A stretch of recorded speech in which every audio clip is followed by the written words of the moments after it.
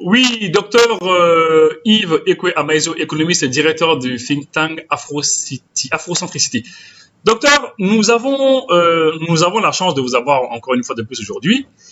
C'est Et ça. en fait, on a vu un article de presse de l'AFP, Agence France Presse, dans lequel ils ont fait savoir que le Mali est en défaut de paiement. Alors, qu'est-ce que ça veut dire le Mali est en défaut de paiement? Parce qu'il paraît que le Mali doit plus de 53 milliards de francs CFA à des créanciers et qu'on n'arrive pas à payer. Ça signifie quoi? Alors, c'est une très bonne question. Il y a plusieurs éléments dans votre question. On va essayer de les prendre un par un. Oui. D'abord, on dit que le Mali est en défaut de paiement. On va d'abord régler ce problème. Oui. Il faut savoir que quand un État, le Mali, fonctionne, le Mali a des engagements. C'est-à-dire le Mali a fait des prêts chez des différents créanciers pour honorer un certain nombre de choses. La construction d'une route, un hôpital, un certain nombre de choses. Ces prêts sont faits sur une durée moyenne ou longue, disons 10 ans par exemple, et chaque mois, vous avez des échéances et vous payez le remboursement par petits bouts jusqu'à ce que vous ayez fini de payer. C'est très important de comprendre ça.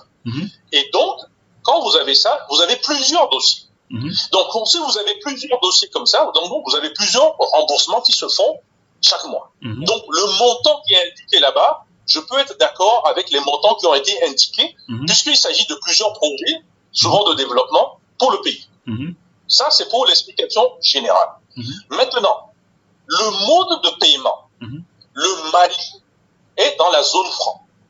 Donc, le Mali est obligé de déposer son avoir, son argent, au niveau de la banque centrale malienne qui le transmet à la banque centrale des États de l'Afrique de l'Ouest, la BCEAO, qui se trouve à Dakar. Absolument. Donc, le Mali met l'argent là-bas.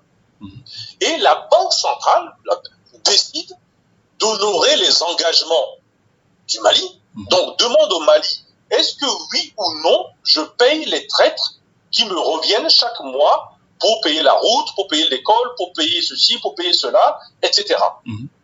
D'accord? Donc, c'est un paiement triangulaire. Ça part du Mali, ça va à la banque centrale, et ça va payer les gens, et les gens sont contents, et le mois prochain, on recommence.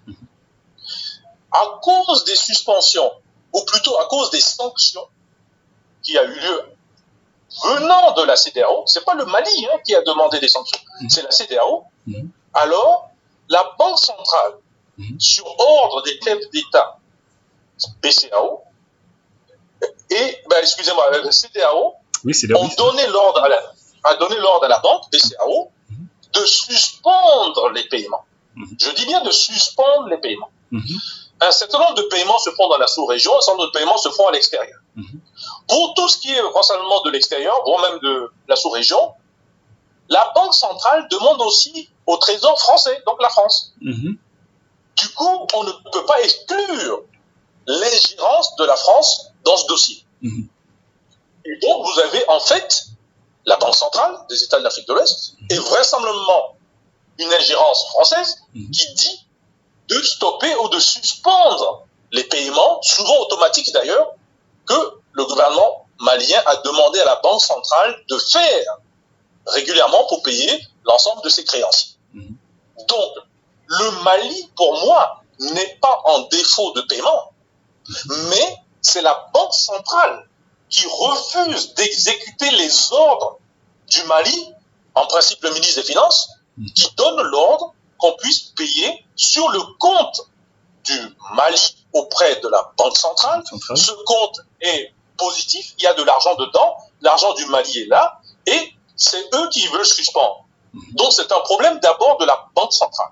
Et en plus, il faut dire quelque chose, il faut regarder l'historique de paiement du Mali. Le Mali est connu dans la CEDEAO pour être un très bon payeur de ses créanciers. Le Mali a toujours honoré ses engagements.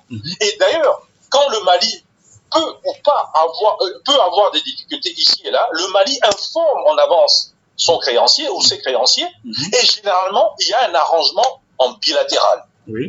Donc, cela étant dit, pour moi, le journaliste AFP a donné l'information exacte, mais n'a pas bien détaillé. Ce n'est pas le Mali, en fait, qui a un défaut de paiement, c'est la Banque centrale qui refuse d'exécuter les ordres du Mali pour faire les paiements du fait des sanctions. Donc, de deux choses l'une. Soit il y a un arrangement rapide pour régler les problèmes de sanctions, auquel cas la suspension s'arrête et les paiements reprennent leur cours. Soit ça va durer un peu plus longtemps que prévu, alors il faut dire au Mali, notamment le ministre des Finances, de faire une annonce et de dire à tous les créanciers de se rapprocher directement du Mali en bilatéral, et les négociations vont se faire en bilatéral, un par un. Et ça, c'est possible? Ça, c'est possible? Mais bien sûr que c'est possible, puisque chacun a besoin de son argent pour faire quelque chose. Absolument. Et il s'agit d'une suspension, il ne s'agit pas d'un blocage. Et en tout cas, ce n'est pas une décision du Mali, c'est une décision de la Banque centrale. Ce n'est pas une décision du Mali, c'est une décision de la CEDEAO. Donc, écoutez bien, vous avez quelqu'un de la CEDEAO qui a besoin d'argent, qui a fait des travaux pour le Mali, et vous devez le payer. Et le chef d'État de ce patronat, disons, dans un pays de la CEDEAO, ne reçoit pas son argent. Mais ce patronat ne va pas s'amuser à écouter et attendre, alors que lui-même a besoin de ces argent pour payer ses salariés. Donc, s'il peut trouver un arrangement direct avec le Mali, il va le faire. Et d'ailleurs, ce n'est pas tous les pays qui suivent la sanction. La Mauritanie, l'Algérie, la Guinée ne suivent pas. Donc, si vous trouvez un arrangement, par exemple, avec la Guinée peut faire le paiement, l'Algérie peut faire le paiement, et puis il y a des pays extérieurs. Il y a des pays extérieurs, on ne va pas citer les noms ici, je pourrais les donner hors antenne, pays arabes, dans le cas de la finance islamique, qui peuvent aussi faire des efforts. Donc, ça, c'est pour, en tout cas, trouver une solution bilatérale pour les gens qui ont un cas pressé, qui veulent absolument, ont besoin de l'argent parce qu'il faut payer leurs salariés eux aussi. Pour les autres, des arrangements peuvent se faire en disant, écoutez, il y a une suspension. Ce n'est pas que l'argent n'est pas là, c'est la Banque centrale qui bloque. Donc, on va se mettre d'accord que pendant la période de la suspension, vous aussi, vous nous accordez un délai de grâce. Un délai de grâce qui est de la même durée que la suspension. C'est-à-dire que si, dans 2, 3, 4 semaines ou même avant, ils trouvent une solution, bon, ben, le paiement se fera.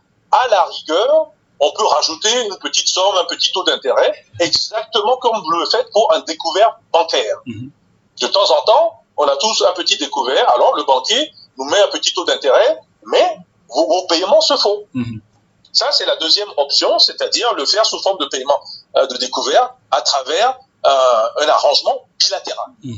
Et cet arrangement se faisant entre le créancier et l'autorité malienne, je ne vois pas ce que la Banque centrale va venir faire là-dedans, encore moins la France. Vous voyez bien. Il y a une troisième possibilité, c'est maintenant le Mali a un certain nombre de réserves, soit des minières, soit sous-sol ou autre. Elle peut négocier avec ses grands partenaires, la Chine, la Russie, la Turquie et bien d'autres encore. Et les pays arabes dont j'ai parlé tout à l'heure. Et donc, si elle trouve un arrangement, elle peut recevoir ce qu'on appelle un package, un ensemble de fonds, assez important d'ailleurs, pour pouvoir l'aider pendant peut-être même toute la transition, quelle que soit la durée. C'est un cas qui existe puisque c'est le cas qui a été appliqué pour la Grèce, entre la Grèce et la Chine. Donc c'est pas quelque chose que je vous invente, c'est des choses pratiques qui sont arrivées et qui peuvent se monnayer. Par exemple, dans le cas de la Grèce ne pouvant pas tout à fait honorer tout, une partie du port, le port de la Grèce, la moitié avait été mise en concession pour la Chine, qui utilisait ce port, l'a amélioré, le fait tourner, même rentable aujourd'hui, et se rémunérait sur les services que le port faisait. Et donc, le remboursement de la Chine se faisait avec les activités du port de la Grèce. Donc, on peut trouver une formule similaire avec tel ou tel produit malien. Donc, vous avez vu, il y a trois options qui peuvent se faire assez rapidement. Donc, mais pour répondre à votre question, pour répondre à votre question précisément, ce n'est pas le Mali qui a un défaut, mais c'est la Banque centrale qui a suspendu les avoirs existants du Mali pour faire croire que le Mali ne peut pas payer. D'accord, mais aujourd'hui, donc vous pensez que le gouvernement doit faire un communiqué rapidement pour pas que les gens s'inquiètent, c'est ça? Mais le gouvernement est quasiment obligé de le faire, puisqu'il y a une information qui circule comme quoi ce gouvernement ne peut pas payer. Alors le gouvernement doit expliquer la situation. Il doit d'abord expliquer que non, moi j'ai payé et j'ai mis l'argent du fait du système de la zone franc au niveau de la Banque centrale. Vous savez qu'il y a des accords monétaires financiers entre les pays de la zone franc et la France. Oui. Et dans ces accords qui datent de la colonisation d'ailleurs, qui n'ont jamais été supprimés, il est dit qu'on doit déposer les avoirs auprès de la Banque centrale. Voilà comment notre système de la zone franc marche. Absolument. Maintenant, si les gens n'ont pas mis ce système en cause depuis le belle lurette, ça c'est le problème des Africains eux-mêmes. Mais voilà aujourd'hui que vous êtes confrontés à cela. D'accord. Et donc, il va falloir trouver une solution d'abord de court terme. Je vous ai donné les trois là. Oui. Mais à moyen et long terme, sincèrement, vous êtes obligé de mettre fin à ce genre de choses. Parce que si le Mali veut payer directement et qu'il doit passer par un intermédiaire et que l'intermédiaire décide unilatéralement de ne pas transférer l'argent du Mali, oui. Mais écoutez, moi, dans un bon langage, ça s'appelle du racket financier. Ouais, c'est un racket. Ouais. Voilà. D'accord, docteur Yves Ekwe-Amezo. Merci beaucoup. Alors, on va vous appeler à chaque fois qu'il y aura des questions de ce genre-là. Merci beaucoup pour votre disponibilité. Il n'y a aucun problème là-dessus. Mais bon, vous savez que l'expertise aussi, de temps en temps, si vous ne mangez pas beaucoup, vous allez maigrir. Hein? Non, c'est vrai. C'est vrai. Merci.